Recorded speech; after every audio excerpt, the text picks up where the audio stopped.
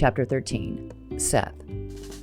"Can you pass me that paint?" Georgia asked, gesturing to the poster paint on the table beside me.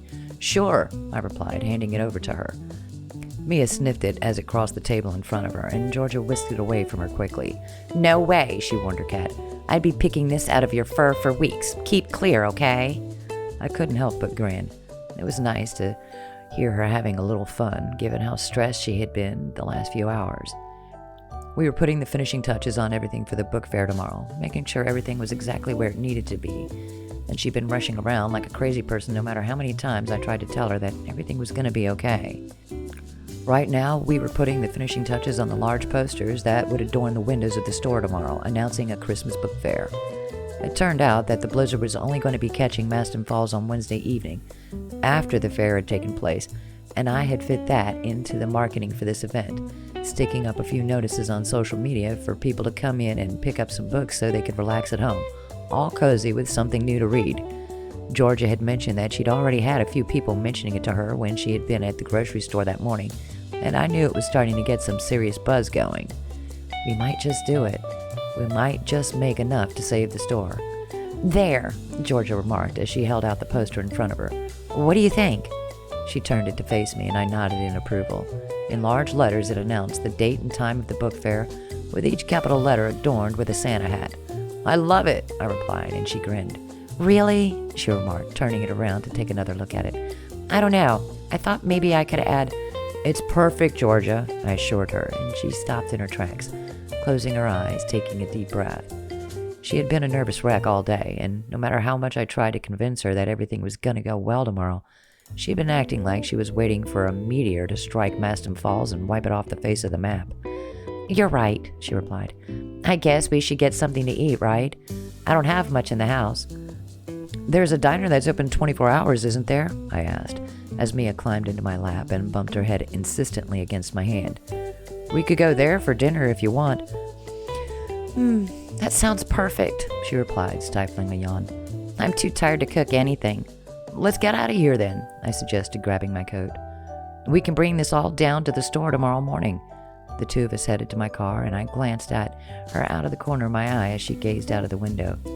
Even though it was clear she was nervous about how everything was going to go tomorrow, she seemed relaxed too, like she was starting to believe it might really be possible to pull this thing off. I was sure it was going to be a long shot, but I would do everything in my power to make it happen. The diner was lit up like a Christmas tree against the dark of the outskirts of town, and we headed in to grab a booth, one of the blue plastic tables separating us as we looked over the laminated menus. She ordered waffles, and I picked some toast and bacon and eggs. "You a breakfast for dinner kind of guy then?" she asked as she took a sip of the orange juice she had ordered with her food. "Oh yeah, always," I replied. Well, not always. My line of work had required me to be careful about what I ate most of the time, but these days, now I didn't have to worry about it anymore. I was always happy to tuck into something breakfasty for dinner. "So," she remarked, pointing her fork at me once her food had arrived, "what exactly was it you did back on the West Coast?" I laughed. "What is this, an interrogation?" "No," she replied, raising her eyebrows at me. "I just realized after the first time we went out together that I'd hardly asked you anything about yourself, and I want to put that right." I leaned back in my seat. I needed to be careful about how I handled this. I didn't want to give anything away that I wasn't ready to. "I was an event planner," I replied, which was, of course, the truth. There had just been other things I'd done to pay the bills, too. "That sounds like a lot," she commented. "I don't think I could deal with wrangling all those people all the time. I'd go crazy." I chuckled. "Yeah, it can be a little crazy-making sometimes," I replied, "but it's worth it. When you see an event come together like you wanted it to, it's the most satisfying thing in the world." We chatted a little about my event planning days, and I watched her face as she spoke, scanning her for any hint of doubt that might have alluded to the fact that she knew what I had already done as my side hustle back in L.A. Truth be told, I worked as the cover model for a romance book brand. Nothing too huge, but I had done enough that I occasionally saw myself turn up in bookstores and on the covers of new releases. Most of the time, I could hardly recognize myself given how they dressed me to match the hero of whatever book I was representing. But I didn't want her to know about it. Not yet.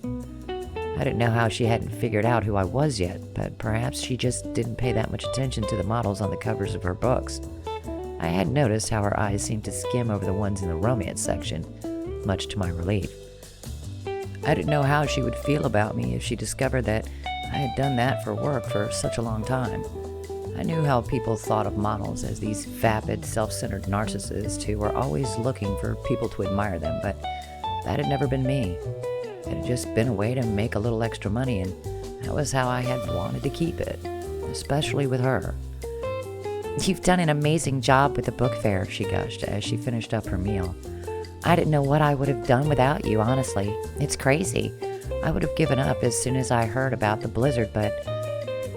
She smiled at me across the table. "Well, I'm glad I didn't," she finished up softly. "And I'm glad you ended up in Mastin Falls of all places. I know it's not what you're used to." "That's exactly why I came here," I reminded her. "I wanted something completely different, something unlike anything I had experienced before." "You're so brave," she murmured, shaking her head. "I don't think I could ever have done something like that. Just giving up my life and starting over somewhere new. I think there's bravery in putting down roots somewhere, too," I remarked to her. She raised her eyebrows at me. "Really?" "Really," I replied. "There's bravery in being willing to stay in one place, let people really get to know you, make a reputation for yourself there. I don't know many people who could do what you had done, especially after everyone you've lost. You're amazing, Georgia, really." Her face softened into a smile. "You're gonna make me cry into my waffles," she teased me lightly, shifting the tone to something a little brighter. Soon enough, we had finished up, and I drove her back to her place to drop her off before the book fair the next day. I could tell that she was still seriously nervous, already sliding back into overthinking mode, and I walked her to her door. With how forgetful and distracted she had been today, it wouldn't have surprised me if she had just missed it entirely and spent the night wandering around town. "You gonna be okay?" I asked her, and she nodded. "I'll be fine," she replied. "I mean, it's just the future of my grandmother's store on the line, right? No big deal."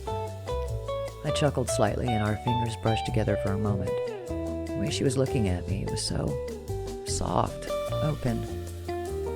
I felt almost bad for keeping the truth of my past from her, but honestly, I didn't want her to get distracted right now, and I didn't want anything to come between us in this moment. Slowly, I leaned forward and planted my lips against her cheek. Her skin was soft, her sweet perfume filling my senses. She leaned into me, her fingers wrapping around mine for a moment. I could hear her drawing in a sharp breath, like this was the last thing she had expected, but the first thing she had wanted.